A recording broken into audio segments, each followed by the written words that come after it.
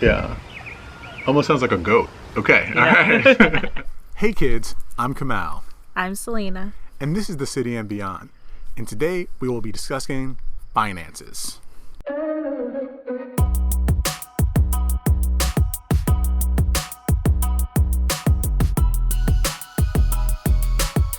We didn't say this in our 10 tips to planning your year of part-time travel, but we're gonna make 3 videos focused on how to part-time travel, and we broke them up into 3 categories.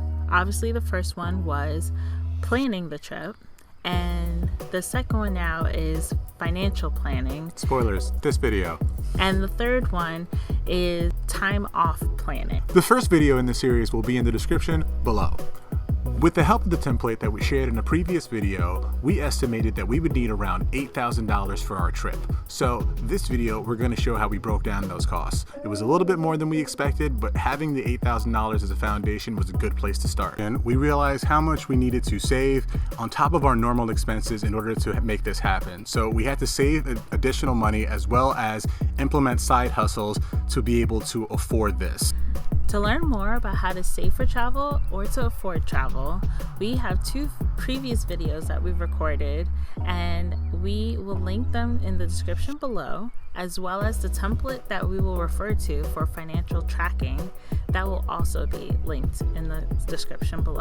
Before we continue, we're going to ask you to like, share, and subscribe to this video.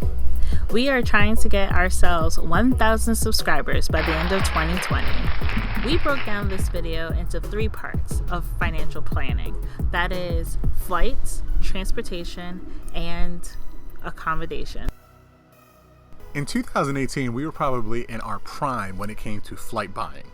We would patiently wait, see when a price goes low, and then pounce on it. 2018, we spent roughly $6,300 on flights. That was just for the 2 of us, with the exception of Portland. And that wasn't for every destination. Destinations like New York City and Boston didn't actually require a flight.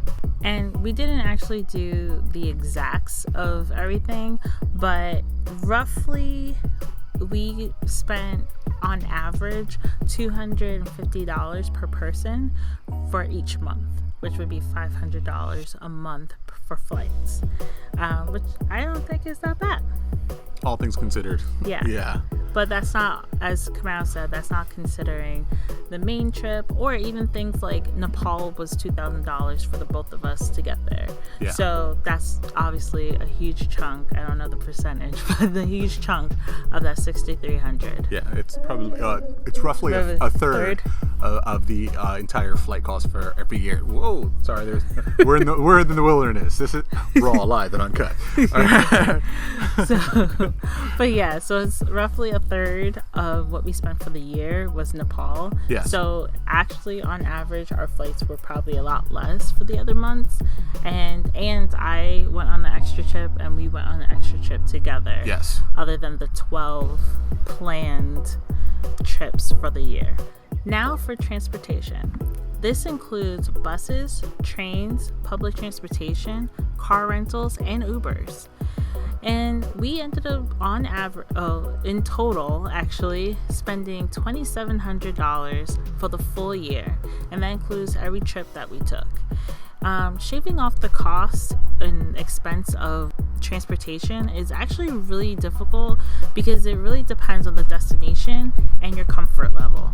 So some cities are really walkable, and then others not so much, and you need to get a car. For example, New York City.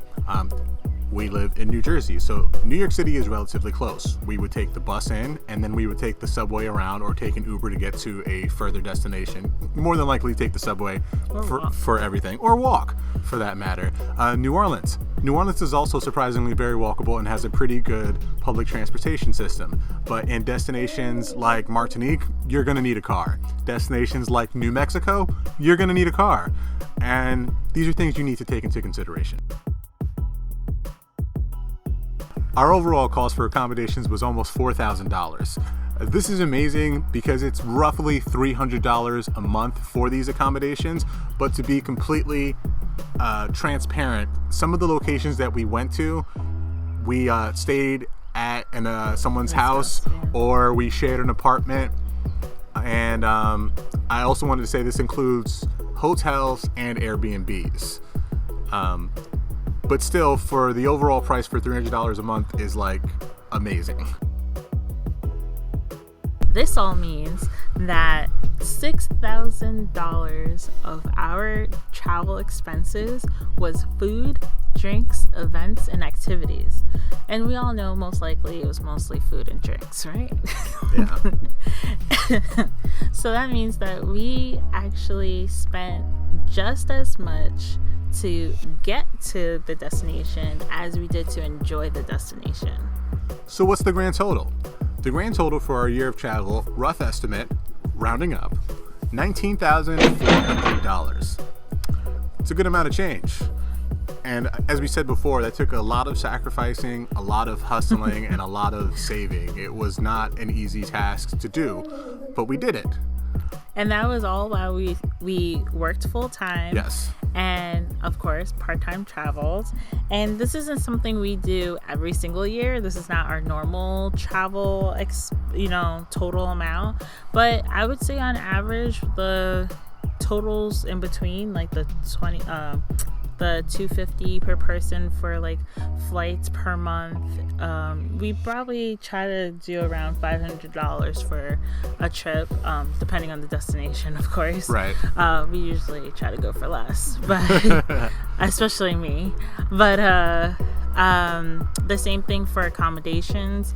We try to do, especially depending on how many days, of course, but we try to keep it at like about $300 for a destination, especially because we do around 3 to 4 nights at like when we travel. Right. So but the actual total we do not do every year. We cannot afford $19,000, and nor do we really want to hustle that hard every single year. Yeah. But obviously our full-time income really does help. # that is sponsored by our jobs. Yeah. And that is to say, we don't make a killer amount of money. We definitely just do good for like average people. Yeah. I also want to point out that we had one big major trip. We went to Nepal and Qatar. The flights alone for that were 10% of the overall costs in general. So I just want you kids to keep in mind that those Bali shots look cool, but they're not cheap. Hey kids, what's up? We're coming live from Bali right now, and we just wanted to check in with you and let you know everything's great here. We're nice and safe, and we're just going for a little hike in the wilderness. You know what it's like. You just walk around and you see the trees and all this other stuff. So, if you can come out, you should definitely do it. Bali. Yeah. I mean, it's cheap when you get there. I will definitely say that. But to get there is not cheap. Yeah. So, and like I will say also, or add to that is usually the downside of part-time traveling is that you have that added expense of constantly having to fly from your home base versus already being, overseas. So like Kamal said, like it's not cheap to get to Bali, but if you're in Thailand already and you want to go to Bali, it's way cheaper and more affordable. So I will say that full-time travelers do have that perk of they can start their trip or journey from a lot closer to where they're gonna go. Right. And so they don't have to constantly go back to New York or constantly go back to Miami or London or whatever, and go to another destination. But we do have trains and buses, which I know Kamal doesn't enjoy. Not for long trips. Buses are okay for short trips, but not long trips. And what are some of the benefits of doing it this way? After reviewing our finances, you think? Some of the benefits of doing it this way is you kind of let other things melt away. When you kind of have a laser focus of what you're going to do, it's like, hey, do you want to go out and have drinks? And I'm like, I mean, you can just come over and we can grab a couple of beers, and I make a mean vodka mule if you really want something mixed. So you start to think about like, I have to prioritize like what I'm working on, and that was what we were working on for that year. I think that has to be your laser focus, and our laser focus is we were going to go somewhere different every single month, and we did everything we needed to make that happen. And to add to that, I think that also being laser focused also helps you to make sure that you pay your other expenses on time and with the future in mind. So like we kept up with all of our bills.